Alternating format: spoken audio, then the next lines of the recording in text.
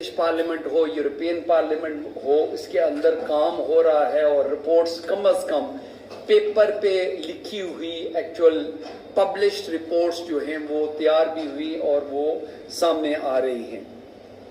Prime minister साहब, आपको welcome करते हुए दो तीन चीज़ें मैं गुजारिशात करना चाहता हूँ। जो एमपीज़ की और लॉर्ड्स की जो शिकायत हैं, और वो कोई हमें पर्सनल काम नहीं होता है, वो ये है कि